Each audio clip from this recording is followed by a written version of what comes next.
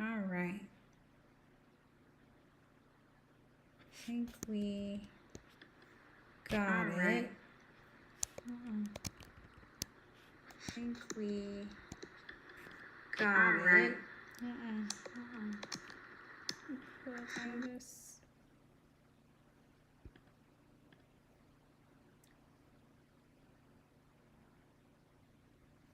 Yeah. Okay. I think you guys can hear me. So we've got some lives going on. So let's go ahead and get started. I actually found this really cool. There we go. I actually found this really cool free versus paid AI tools document that I saw, and I was like, oh, I really want to share it with some folks out here. So, some of these AI tools are actually on, they're very popular. We've probably heard of them. Some I've never heard of. So, it's definitely worth at least going through each of them. And again, I did not create this, but I wanted to share it with you guys because if you used any of these paid tools or paid AI tools, please let me know. Please put it in the chat. Some of them, like I said, I've used. Some of them I haven't. Let's go through them one by one. For those of you guys who don't know and are new here, either on my YouTube or my TikTok, I'm Asia. I do have an aspiring dream to be the face of AI. So I wrote a book about how to get involved in AI, and it's something that I have cherished and really do like. So I do have a book. If you're interested in it, it is called Breaking Into AI. I can post it here. But in the meantime, let's talk about these paid tools that you can use. Now, the first one I actually have used, it's called Perplexity AI. That tool at the very top is used for research. It is a generative AI tool. So I'm more familiar with and kind of can compare it to ChatGPT. It's very, very similar to that.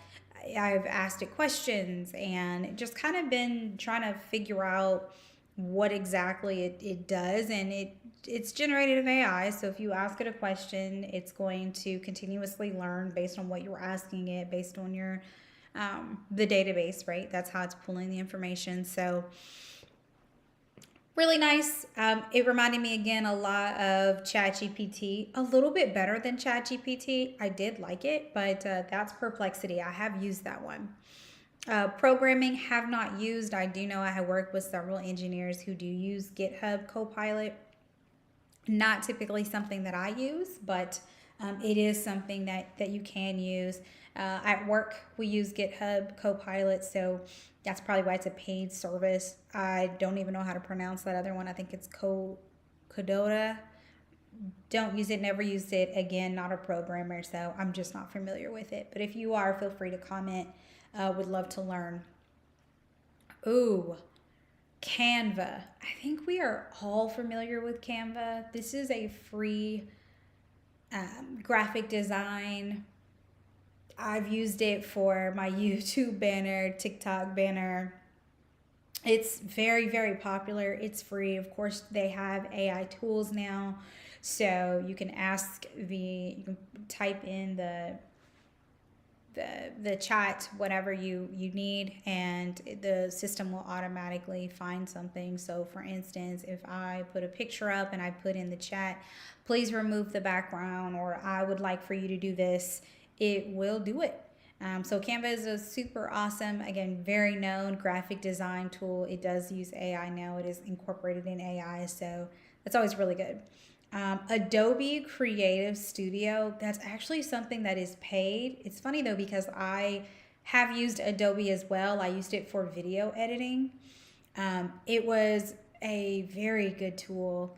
You'll notice some of my older YouTube videos from 3 or 4 years ago actually used that programming. So I haven't used the AI feature in it, but it's still a really good one.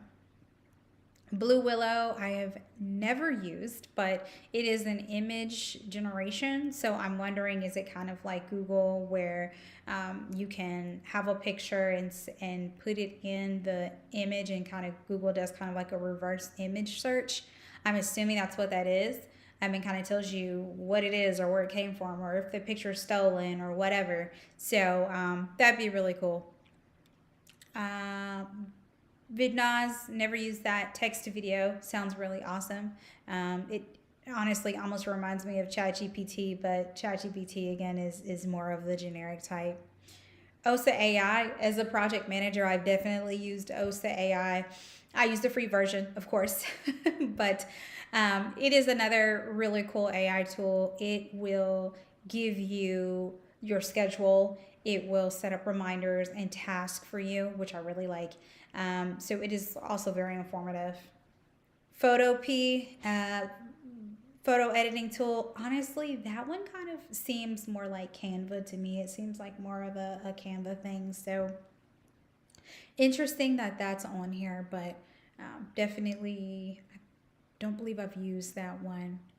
Let's look at a few other ones. Chad, I'm gonna skip the VMaker. Never used VMaker for video editing. I use not ChatGPT, but I think it's called. What is that tool that I use? Look, now I'm curious. Hold on, guys. I'm gonna tell you what it is. It is.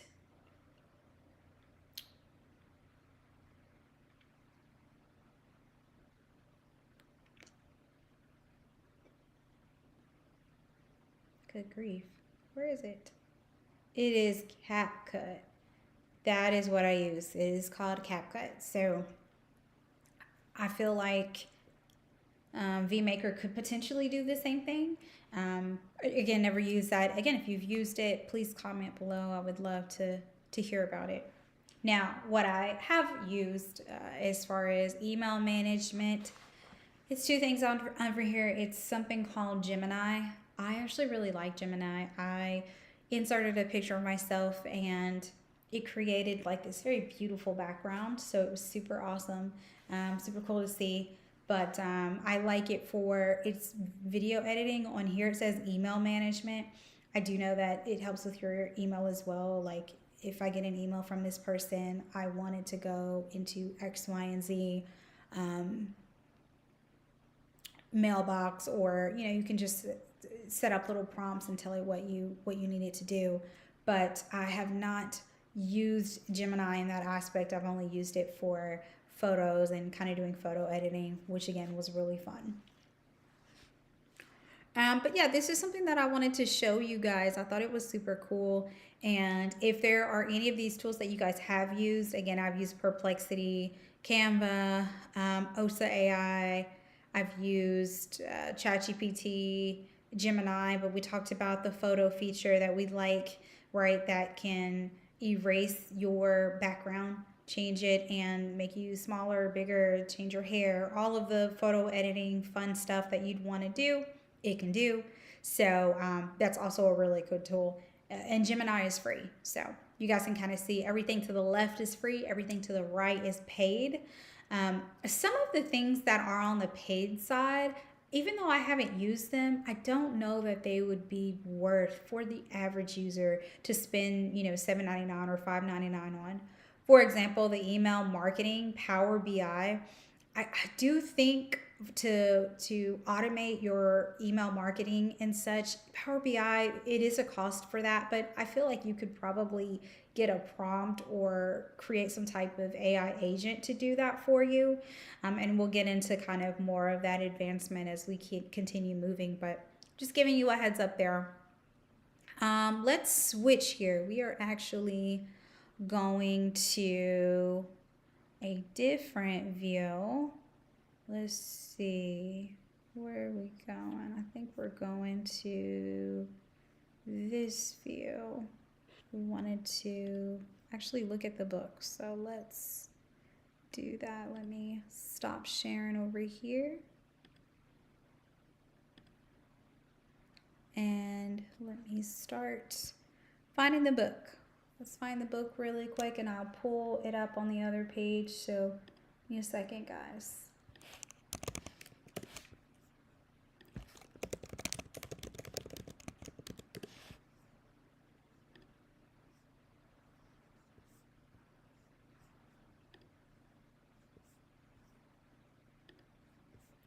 Give me 1 second. All right, we've got our book almost pulled up. Let me go ahead and share it. Let's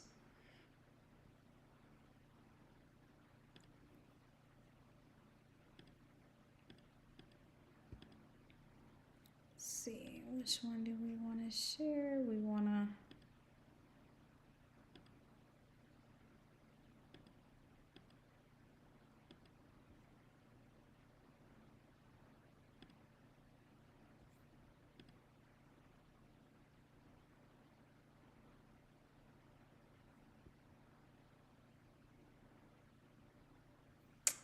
we are sharing.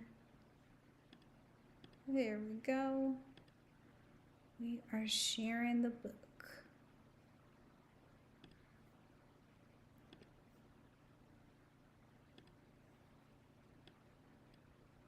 Let me move. Can I move myself? No?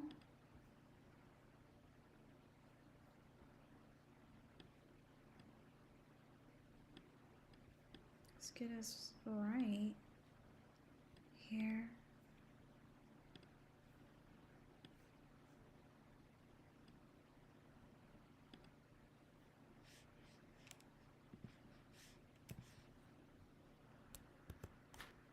I think that's what we need, right? Yeah.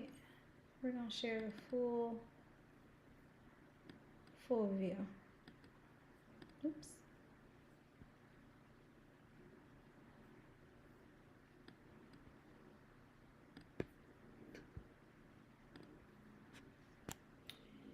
There we go. Now let's change it over here. And guys, as I get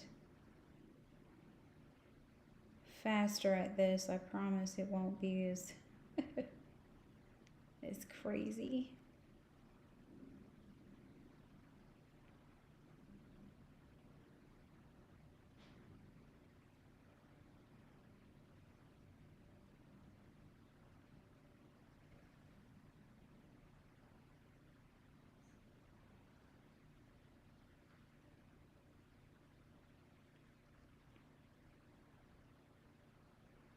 I gotta give me all the things. Let's see here.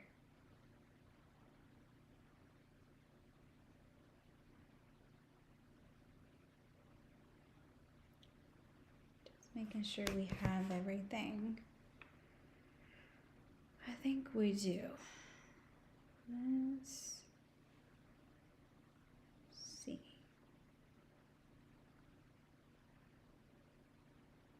What's weird is it's sharing it, but don't see me. There we go. Okay. I'll make myself small. There we go. And we are at chapter 6. Let's go to chapter 6. So for those of you guys who don't know, again, I'm Asia, and this is my book. It is called Breaking Into AI. It's a practical guide for women ready to lead the future. This book is actually available on Amazon Kindle, so you can definitely check it out. But I read excerpts from it all the time, so feel free, if you're interested in this type of stuff, to follow along. And let's go ahead and look at the first or one of the chapters that I'm highlighting today. This is AI as a business opportunity. So we know AI isn't about getting a job. It's about creating opportunities for yourselves and for others. You know, the crazy thing when I think about artificial intelligence is there's so many companies that are actually replacing people with this technology. It's crazy because there's going to be so many careers and so many people that are going to college right now. And with this new technology, with artificial intelligence, those same positions in about 2 to 5 years probably aren't going to exist. So AI is not something that you can skip over. It's not something you can try to ignore. It's here to stay, and you really do have to take it really seriously, guys. So let's talk about consulting and freelancing. And this is, again, after you've kind of learned the basics. Many companies don't know how to use AI yet. If you can position yourself as someone who helps them integrate tools like ChatGPT, any type of automation, data analysis, you can charge for that expertise. So, again, this is after you've learned the basics, and we talked about some of those basics on some of my previous lives. That's when you can really start to branch off and make kind of some of your own money. Creating tools and content so you're able to build a simple AI powered spreadsheet, chat bot, or budget tracker. One of the reasons, or one of the things that I use AI for every day is monitoring and looking at my emails. I love that it can, if I get an email from this person and it has these specific keywords in there, I've kind of got a prompt set up to where it knows to respond back or to at least create my response. I always review it because, of course, with any type of technology, you always want to double check before I send that response out. But that way, even if I'm in a meeting, I can multitask just a little bit easier before I send something out and still kind of pay attention to both. So, definitely something to look at. What are some other things that you can do as far as using AI as a business opportunity? You'll notice a lot of individuals just aren't familiar with this technology yet. They just don't understand it. And there are companies that are actually paying individuals to teach their employees about AI. So if you were looking for some type of side hustle, if you were looking for any type of other entrepreneurship opportunity, AI is it. Like this is the type of technology that, based on my research, is going to create a lot of multimillionaires, if not billionaires, in the future. Let's look at, and I want to go back because this is probably my favorite chapter. It is about the different, let me go back to it. And guys, I've got 2 or 3 different computers going on. So if you see me not looking in the computer, that's why. But it is breaking down the buzzwords. I want to spend some time doing that. So let's see here. Let's take it. Let me share a different view, because this is probably my favorite chapter.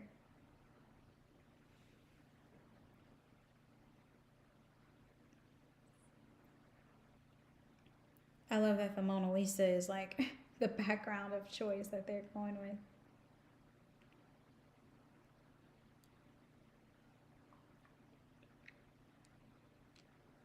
Let's see. Let me switch to just my regular. Okay, let's try it now.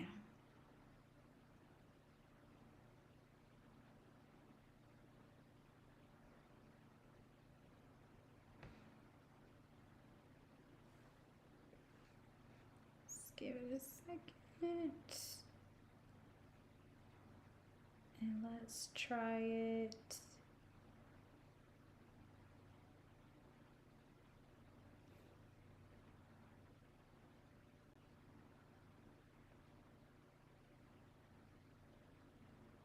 Let's do some effects.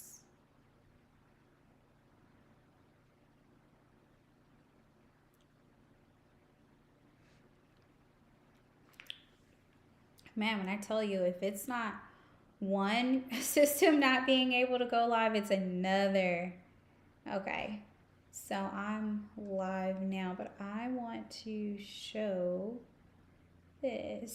So let me see. Well, let me go here, but I want to go here.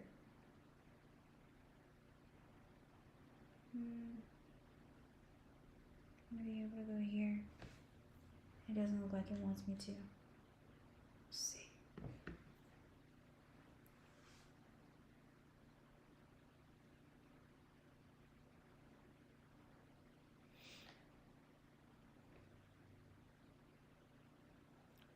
Stay with me, guys.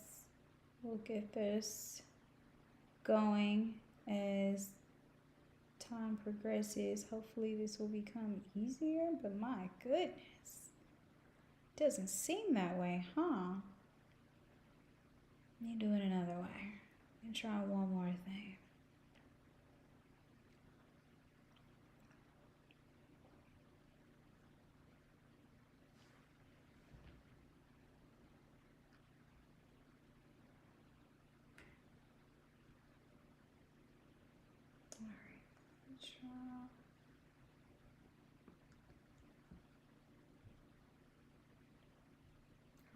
Let's try. Let's try to do this another way, y'all. We have to play with this thing. I'm gonna find another way to do this the next time I go live because this is literally gonna make me go crazy. I wonder why these go, but the other ones don't. It's very interesting. Here we go. We're looking at buzzwords. This is my favorite chapter. And again, this is for people who are starting at literally level 1 of just understanding what some of the artificial intelligence buzzwords are. So the first one that you'll probably hear about a lot is machine learning. And in my book, I talk about and kind of break it down in a more simplistic way, right? So machine learning is basically you are teaching computers how to recognize patterns. So the example I think I have in my book is you're showing a picture of a cat and a dog, and after a while the machine, the computer, it understands and it learns the difference. It's truly very much a direct thing. It is machine learning. It is computer learning. It is not the same as ChatGPT. It is not the same as technically automation because you're not giving it, or it's not spitting out new information. It's just learning the information that you're giving it. Generative AI. Generative AI is a step up. It is like ChatGPT, our favorite, right? So not only is it learning new things, is it kind of feeding off of a database, understanding the prompts, but it's also giving you information. So we talked about earlier with ChatGPT, other tools that we like, right? I told you guys about Perplexity, which is another really cool generative AI tool that you can use that will generate new content. It'll give you answers. You can ask it, hey, what do you think about this? And it will do some research online for you, probably within 5 to 15 seconds, and it'll spit something out. It can make music, it can draw pictures, write text. People use ChatGPT for everything. You guys know that at this point. It's pretty much everywhere. But that is generative AI. It's creating something, it's giving you an answer, and it's using tools or things like ChatGPT or Perplexity. Very cool stuff, very easy stuff. We talked about a lot of generative AI tools that we like. Again, Perplexity is one of them. Automation. This is when AI handles repetitive tasks for you. So let's just say you want to automate bill pay. You want to automate or have some type of prompt for filtering your email that keeps getting spam. It may not be considered smart, but when you combine it with AI, automation can learn and it can adapt over time. Super cool stuff, super interesting stuff, but I wanted to talk through that. So those are the 3 things and the 3 kind of buzzwords that we want to know about. Machine learning, generative AI, automation. Let's move to, the next thing. And this is probably not something, maybe. This might not be something on here, but yes, it is careers. There are some technical and non-technical roles, but let me actually go back through them. Let me share because I've got 2 screens that I'm sharing. So y'all give me a second here. Career paths. So we've already said AI is the future. We know that. It's funny because I just had training with my current position. We just actually had a huge training on it, which was very insightful.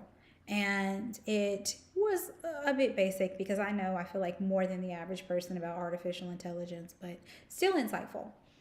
AI is the future. We know that there are different career paths that you potentially can get in, and you can make a lot of money in these fields. I don't understand why people aren't rushing into AI. I think some people are, but I think mass majority of them are not. And this is definitely a technology that if you know it and you understand it, you can make a lot of money. Let's look at some non-technical roles. So non-technical roles are things like project manager, a scrum master in AI projects. So you'd coordinate with the teams, you make sure deadlines are met, do any type of translation, make sure that timelines are there, and then you would communicate that out to leadership just to, manage the project. Very simple stuff. The one thing that I will say about being a project manager, even though it's listed here as non technical, I do believe for the most part, you don't need to know how to code. You don't need to be an engineer to be a project manager. They could make upwards of $150,000 to $200,000, depending on the company that you have, right? Depending on the project and depending on your experience.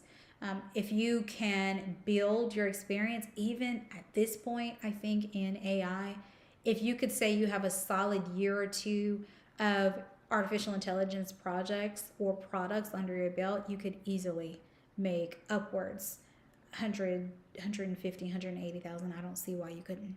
I've seen positions out there. So that is project manager. Again, no coding, no DevOps, none of that, no engineering background. You will be working alongside engineers, so you will probably need to, at the very least, at a high level, understand what they're talking about, but you're not actually doing the work. So definitely a way to make a lot of money there. Product manager for AI products. Now, this is another field, a lot of money to be made here. I'm shocked that more people aren't interested in this, but you can decide what AI solutions get built and why. For a product manager, you're probably going to be working with AI architects or solution architects, right? So you do need to, even though you're not coding, even though you don't necessarily need to be an engineer or have an engineering background, you do need to be familiar with the lingo. You gotta know what people are talking about, right? Because if you are trying to communicate and bridge the gap between your solution architects, between your business, between some of the other folks that are out there, you're working with very technical teams. So you would need to, at the very least, know the lingo, understand the lingo. Product managers I've seen make anywhere from, I would say, 100 upwards of 200,000, if not more, depending on the product. Again, this is not a saturated field right now. From what I'm seeing, I could be wrong, but from what I'm seeing, it's not a saturated field. So if you understand AI products and you have product management experience, you could very, very much easily make a lot of money doing this. Third thing is data analyst. Now, this is something, as far as AI is concerned, I'm fearful that with the advancement of AI, this position may actually go away. But as a data analyst, you're looking at numbers, trends, patterns to help companies make smarter decisions. So you're kind of project managing a lot of numbers and looking at spreadsheets all day. The only reason that I say I'm fearful that this specific role may potentially go away is because as AI gets smarter and understands trends and understands the business, I do believe they're going to have some type of AI agent that can do almost as good as what a data analyst can do.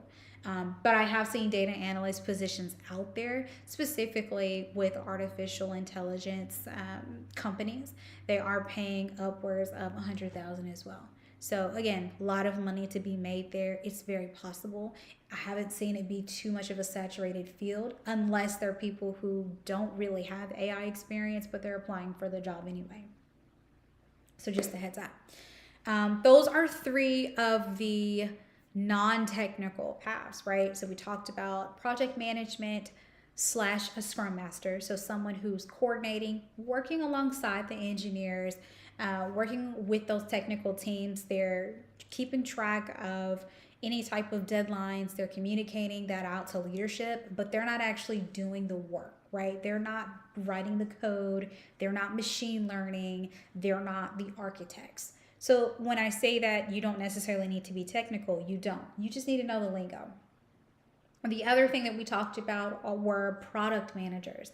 Now, this is one where I said you do need to understand whatever product it is, whatever AI product it is, you need to understand You need to understand what it is, and how it functions, but you aren't necessarily needing to, from a technical standpoint, be able to explain things. At a high level, I think you probably would, because you are going to kind of be the bridge between the customer, right, your client, business goals, and the technical teams. But as far as being a solutions architect, you're working alongside them. They should be able to back you up and answer most of the extremely technical questions.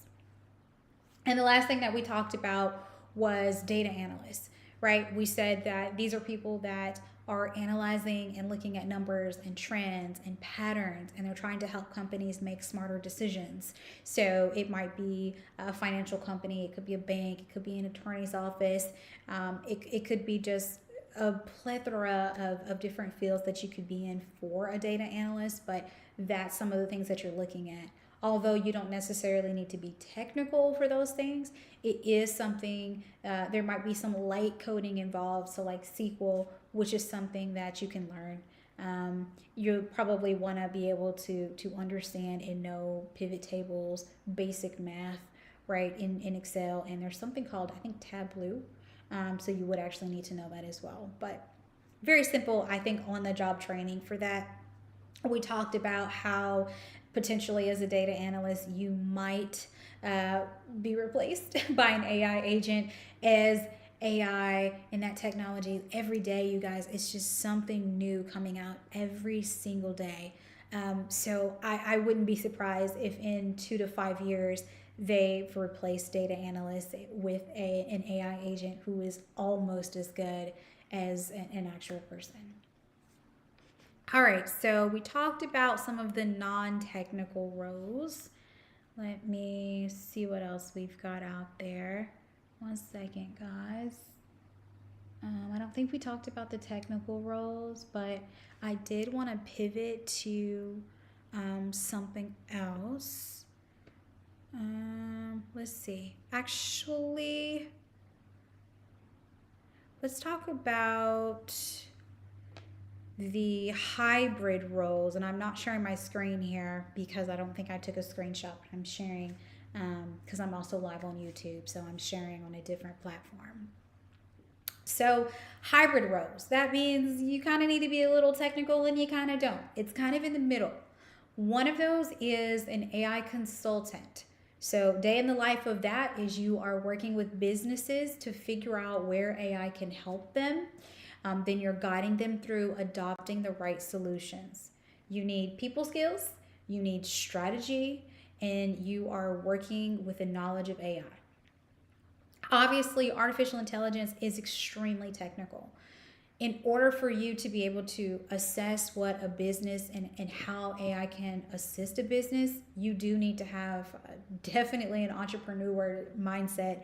You would probably need, if you're not technical, some type of either solution architect or operations background to be able to understand how the business functions and what AI tools you actually want to give someone, right? Because if you can't really do that, then you're probably not a good AI consultant. You're helping these companies to say, hey, this is the tool that you should use. This can save you time. This can cost you, you can cut, I don't know, maybe your employee count by 5 because there's an AI agent that can do this in 5 minutes. Those are the types of things that a lot of companies are paying a lot of money for. I, on the record, do want to say, I do think that AI consultants are a bit oversaturated at this point. I think for people who understand basic knowledge of AI, they're just running in and saying, hey, how can I help your company save money? Do you know about this? Do you know about that? And they're not actually assessing the business that they're selling it to. So they're just giving them and spewing off products that may or may not be personalized to help that business. So it's a saturated market. There's a lot of money to be made there. If you have a name for yourself, if you've grown and you've got a name for yourself, you could easily, I mean, there's companies that are paying millions of dollars for this, guys. Companies are paying millions of dollars for either smaller companies like firms or individual AI consultants to teach them how to use AI, teach them, teach the people that they work for how to use it, or teach them how AI can save them money by either reducing their workforce or by saving time. So, again, millions, if not billions of dollars here, if you can understand and you want to take maybe 6 to 8 months to become an AI consultant, but you have to be good at it and you have to know what you're talking about. Again, that was a hybrid role. Let's talk about prompt engineer. So this one, you are specializing in designing prompts that get the best results out of generative AI tools like ChatGPT. It is a part of science. Man, a prompt engineer is probably something I would say is more technical. I put it in hybrid because you need to understand machine learning, but you're not necessarily writing code for the most part. Prompt engineers are I think they're much more desirable right now just because AI is still new. You still have your people learning ChatGPT, learning the other generative AI tools like Perplexity, right, that we talked about. Gemini is another one that people really like. So if you're a prompt engineer, you're trying to actually look at these tools and say, okay, what's a good prompt that can prompt me, meaning I want to have ChatGPT tell me and give me the best answer. So how can I ask the question to get the best answer? That's really what a prompt is. I think it's definitely very specific, and I think it is a hybrid role that's worth potentially looking into. I do feel like with AI, once it evolves, I don't know that a prompt engineer would be as necessary, perhaps, but I don't think so. Let's think about where to start. So, if you're interested in breaking into AI, some things to think about. We talked about some of the non technical roles, we talked about the technical roles, and then we talked about the hybrid roles. You choose which one you think is best for you. So, if you love organizing people in projects, you'll want more of a non technical role. So, that's the project manager, that's the product manager, that's the data analyst. If you love data, you love problem solving, you'll want more of a technical role. So that's the machine learning engineer, that's a data scientist, that's an AI researcher. Extremely technical. I would say definitely have an engineering background or be willing to learn. Be very good at learning that type of stuff. I don't even understand it, but it's definitely coding involved, heavily coding involved. So if that's something that you like, then I would definitely go that route. If you love strategy in the big picture, then you would probably fit with some of the hybrid roles that we talked about. So we talked about an AI consultant, right? Working for yourselves. We said you can actually look on the news today. There is so much money if you can be a good AI consultant, if you can get into a good AI firm, if you can create an AI firm. And I'm not talking 150, 180,000. I'm talking probably millions of dollars, if not billions of dollars with a B. So it's a lot of money out there for that. If you can learn this and you can build your clientele and you can be a well-trusted AI consultant. It is saturated right now, but if you can build a pretty strong clientele or firm or be a part of one, you can make a lot of money, a whole lot. You'll be set for the rest of your life. The second one is a prompt engineer. We talked about that as a hybrid role, and we talked about how you're designing prompts just to get the best results. So that's like using those generative AI tools like ChatGPT, Perplexity, and also Gemini. So those are things that you could do. Let me pivot because I actually wanted to kind of pivot a little bit about something that Google's working on. So give me 1 second, guys. I'm going to pause the live for 2 minutes. And if you are new here watching either on TikTok or YouTube, thank you so much. For those of you guys who don't know, my name is Asia. I am where I wrote a book. It is called Breaking into AI, a practical guide for women and men ready to lead the future. It is available on Amazon. It's available on Kindle. I think it's 99 cents. I think I had to put it for sale, so I just try to make it the cheapest that I could. Each day or whenever I can, I will go live. We'll talk through the book. We'll talk through things that I find online. We'll have fun with it. So if you like that type of content, feel free to follow me. If not on YouTube, definitely on TikTok. I would love for you guys to be on this journey with me.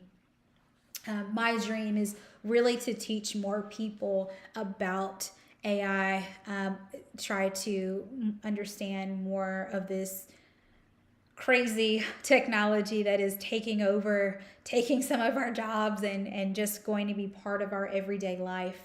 So if that's something that you're interested in, again, feel free to follow me. Okay, I'm gonna pause the lives really quick because I need to pull up this other thing that I wanted to share with you guys before I leave you guys.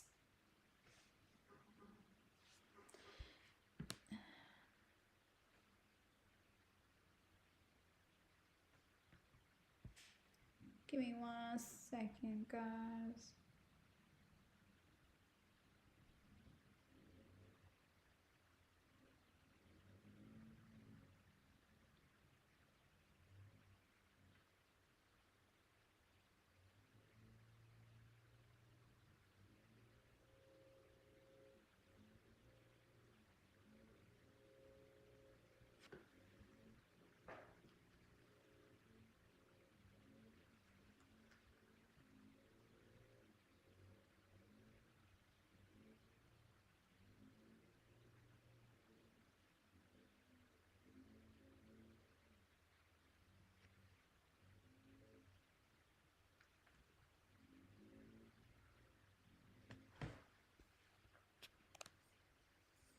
All right, I want to send this to someone else. How do I send this to myself?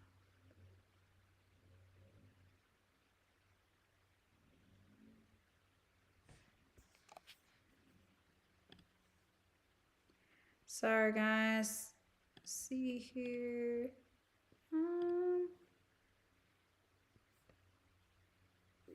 Try to see if we can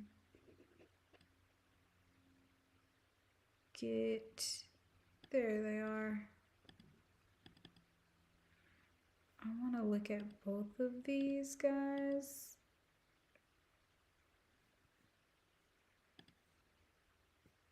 Okay. Cool. So let me go back here.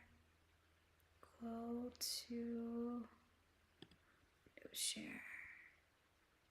Uh-oh, where are we going? Are we here? Yeah, we're here. Okay, let's go to our. Oops. Perfect.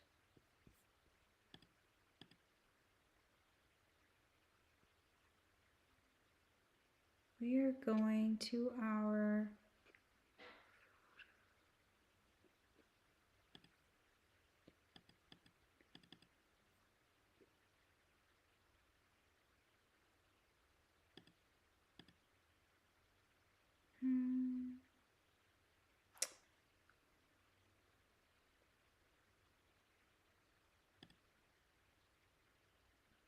So weird, because, like, Siri.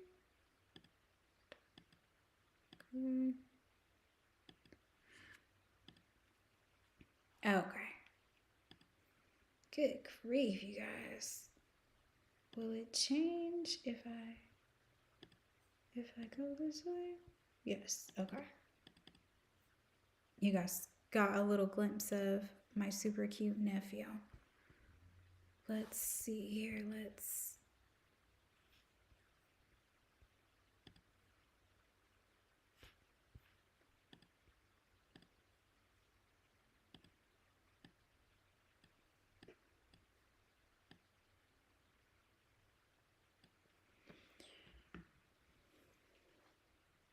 All right, let's go back to vibe coding.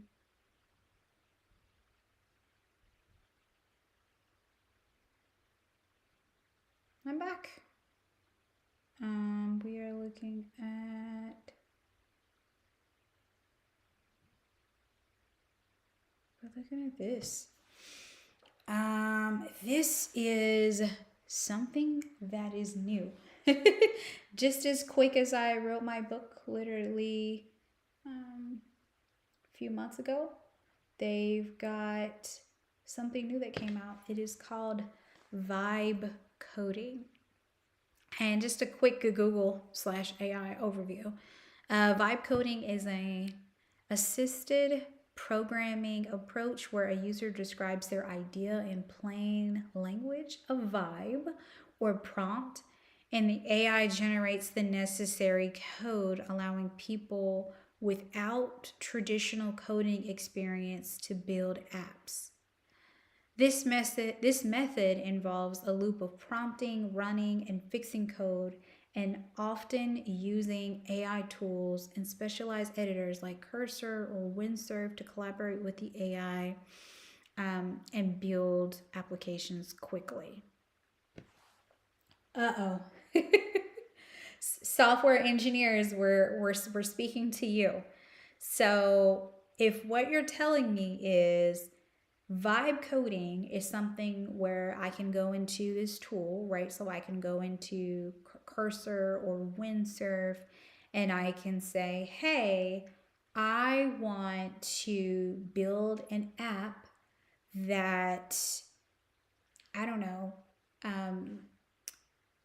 that shows all of the people who install Christmas lights in each city. And I only wanted to focus on the contractors that install Christmas lights that have good reviews, and pull those reviews from Google and from Thumbtack, build me an app so that I can then send that app to people to use because Christmas is coming up and people may want to install their Christmas lights. That's a prompt. Again, it was a long prompt, right? I literally asked, I'm asking for some stuff, okay? I want to see if this thing works. But that is vibe coding. In theory, what would happen or what should happen is instead of me going to a software engineer or developer, I'm able to wait, I don't know how long it would take, probably 30 seconds to a minute, probably, to create this app for me just by me telling it that one little prompt. Well, it's not really a small prompt, right? But you guys get what I'm saying. Vibe coding is definitely going to replace, in my opinion, several engineering roles just because it's so easy. What this is saying is almost anyone, for the purposes of building an application, can code, because all you're doing is telling this machine, right, what you want. It's going to take them, again, we said 30 seconds to a minute to build the application. You give them your idea, they build it for you. You may have to do some edits back and forth, and that's it. You're not really working with a programmer because the programmer is AI assistant. The programmer is a computer. This is crazy. This is crazy. You have to, and I know that I hope I don't sound dramatic here, but there are people who went to school for computer engineering, programmers making a lot of money. People that have businesses that charge fairly good money, fair enough, for this type of work. And there's now a system, there's now a AI programming system tool that you can use probably for free and get it in 1 minute. I bet you. So what we might do is I might go live, guys, tomorrow to do some vibe coding. I, again, do not have a technical background. And for those of you asking, this is Twilight on my shirt. But I don't have any coding experience, but to know that I can do a tool like this, I can actually do some vibe coding and create something is something that I really, really, really, really am interested in. So that was the first thing. If you've done vibe coding, I would love to know. Let me actually find that other picture because I just saw something on Google. Yeah. Vibe coding. Turn ideas into apps in minutes. So I was off. I said it's going to take probably a few minutes, but this is actually saying it's going to take a few minutes. Whatever, right? So you don't need a programmer anymore. I would say probably within the next few years, they may not exist, or they might just need someone who can monitor the tool itself. Turn into, who is this? I cannot have anyone come up, but we are turning ideas into apps in minutes. Turn any sentence into a working app, not a mock up, an actual app. It's not magic, but it might feel like it. Be prepared to have your mind blown. Just type a sentence and watch the magic happen. Wow. Craziness.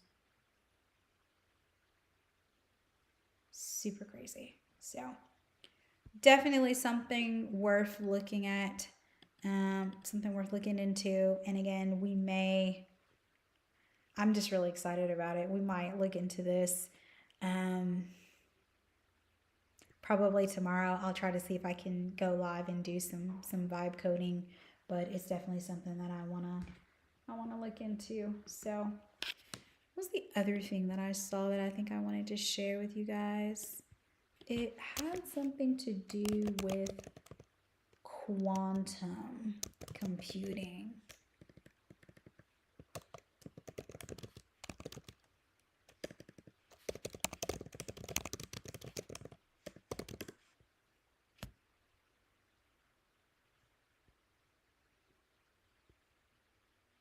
I saw an article on it, and I'm going to do better at when I see these articles, sharing them with you guys. But I'm pretty sure I saw something that they were using quantum computers to go back in time, and they successfully went back in time.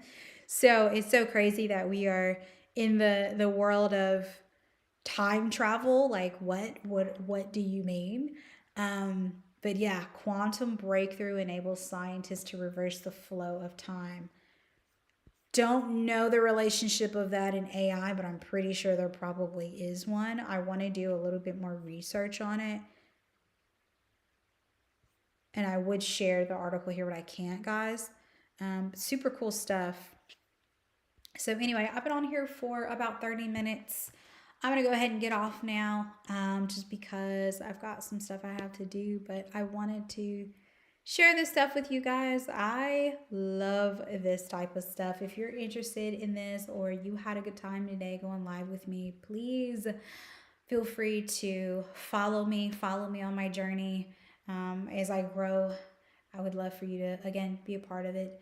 Otherwise, I will talk to you guys soon. I hope you guys have a good evening. Bye, guys. See you guys.